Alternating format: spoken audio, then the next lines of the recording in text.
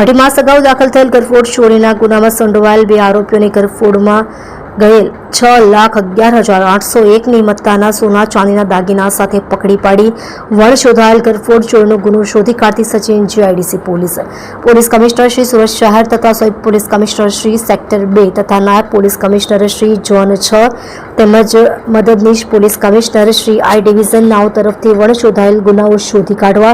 તેમજ નાસ્તા ફરતા આરોપીઓને પકડી પાડવા સારું આપેલ સૂચનાઓને આધારે police inspector Shri J R. Chaudhary તથા second police inspector Shri B B. Parmar નાઓના માર્ગદર્શન હેઠળ સચિન જીઆઈડીસી પોલીસ સ્ટેશનના સર્વેલન્સ સ્ટાફના પોલીસ માણસો પોલીસ સ્ટેશન વિસ્તારમાં પેટ્રોલિંગમાં હતા. તે દરમિયાન એએસઆઈ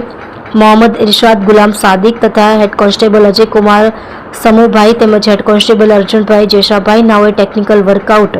તેમજ સંયુક્ત બાતમી હકીકતના આધારે અત્રેના પોલીસ સ્ટેશનમાં અઢી માસ અગાઉ દાખલ થયેલ ગરફોડ ચોરીના ગુનામાં સંડોવાયેલ બે આરોપીઓ રાજેશ ઉર્ફે કલ્લુ બુદ્ધિરામ યાદવ ઉંમર વર્ષ 42 રહેવાસી શિવનગર લાલજીની ચાલ સચિન જીઆઈડીસી સુરત મોળગાંવ अमरावती चौरा थाना विद्यांचल जिलो मिर्जापुर उत्तर प्रदेश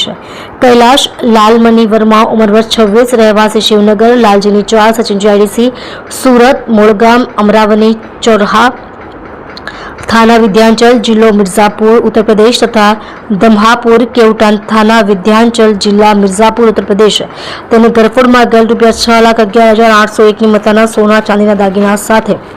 ભેસ્તાનો શાકભાજી માર્કેટ પાસેથી પકડી પાડી વણ શોધાયેલ ગરફોડ ચોરીનો ગુનો શોધી કાઢી પ્રશંસનીય કામગીરી કરેલ છે. તમે જોઈ રહ્યા છો SD ન્યૂઝ ચેનલ ફેઝર શેખની સાથે.